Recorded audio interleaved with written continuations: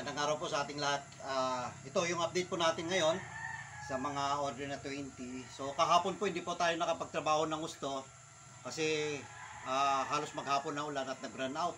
Ito na po yung ginagawa natin. Ayan. Nilalagyan na natin ng yung patungan ng kaldero. Ito na lang isang gagawin natin. So paano ko ba inalalagay ito? So tignan niyo kung paano. Ito yung inalalagay natin na cutting na. So, ngayon, ang gagawin natin kung paano na inilalagay ito na para mapapantay. So, ito po yung pamamaraan ko. Siyempre, iba't iba po, bawat gumagawa, iba-iba po yan kung saan po sila nagiging maluwan.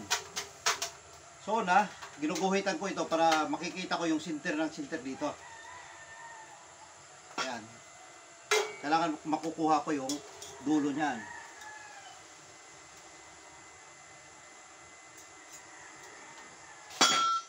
So, ibig sabihin, dito po siya ito yung end-to-end niya pag naguhitan ko. Pagkatapos niyan, ito po yung guide ko.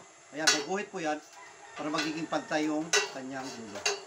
Kasi nung una, nung naglalagay ako nito, talagang nagmi-message din yung mga customers at sabi nila may diferensya daw.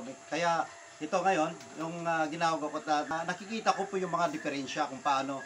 Kaya gumagawa rin po ako ng paraan para mas lalo pong masasatisfied ang ating mga consumers or customers. So ito po, then siyempre ilalagay ko to para magiging pantay.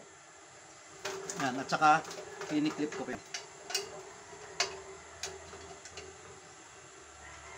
Ayan.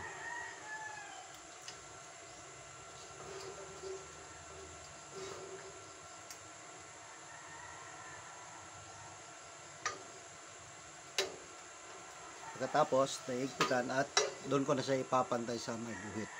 Saka dito, siyempre, pantay na pantay po yan. Ayan, pagkatapos iispatan ko natin.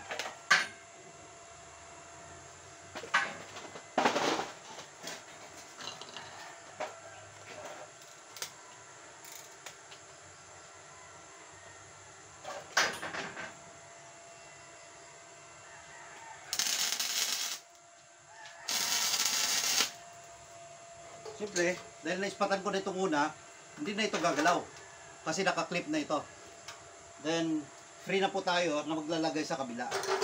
So, makikita na rin po natin yung guhit. So, ito po yung guhit. Paki-video ba ito? Yan. Ito po yung guhit natin. Ayan o. At saka ito po yung guide. Nagiging guide natin yan. So, ngayon, ito pinupush ko na lang ito kasi fix naman po yan. Hindi na po gumagalaw yung ating itong guide natin. So yan, then pinupush ko na lang po yan, then tinataking ko yan.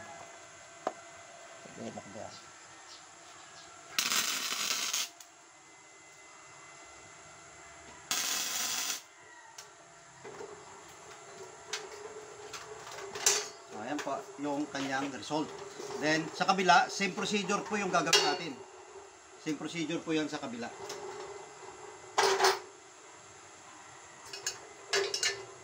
So, lalagay po muna natin yung clip.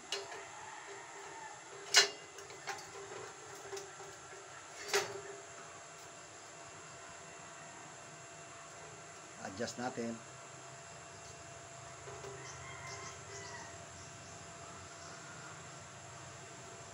Okay.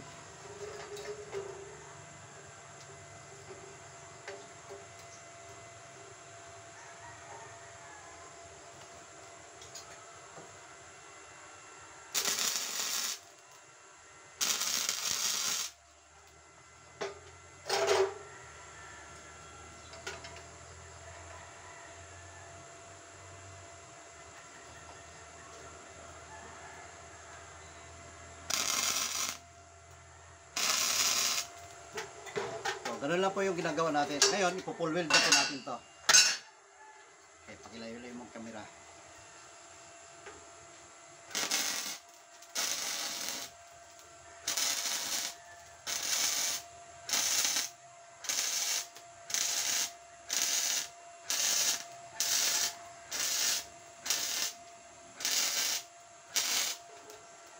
Ayan po, kung pansin po ninyo, ito po yung tacking.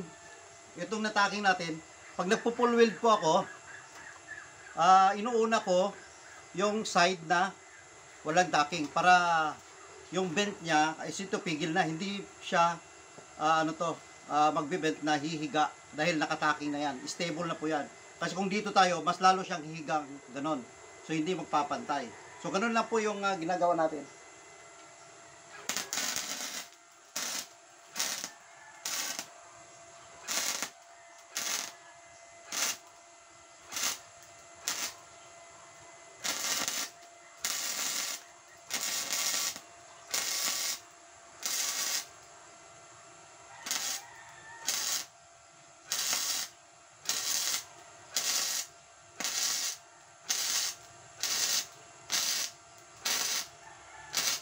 Yan, ganun po yan. Then, sa kabila, kung yung tacking, pag dito sa kabila yung tacking, dito po yung unahing ipo-full wheel.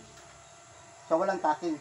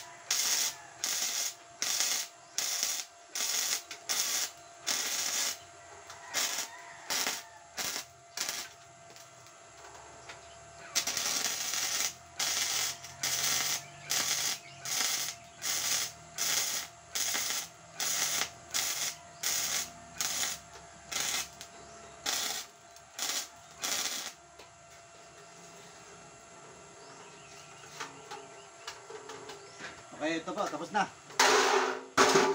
So, ganun lang po kadali nito. Kapag, siyempre, hindi ko na rin po ito ginagrind. Kasi mas maganda po kung mayroon siyang, tira dyan sa kanya. Para, pag sa ganun, ay matibay siya. Ayan. So, ang next po na gagawin natin ngayon, ay yung mga tangke. Pagkatapos ng masit up natin yung tangke, kasi mahuli po yung oil pot niya, yung daluyan ng oil. Pagkatapos niya ilalagay dito para talagang maisisit up natin ng gusto at tama po yung kanyang pagpatak sa oil sa sa daluyan ng oil niya. So ito po, 20 po ito. Then ito, yun po yung kanyang 6 inch. Pero yun nga, sabi ko, enough pa po ito. Hindi pa po ako gumagawa ng 6 inch. Kasi nga po, wala po tayong available na mga malalaking pipe. So, yun lang po. So, magandang araw po sa ating lahat. At mamaya-maya, yung oil, yung tangki ng oil ang ating gagawin. Magandang araw po.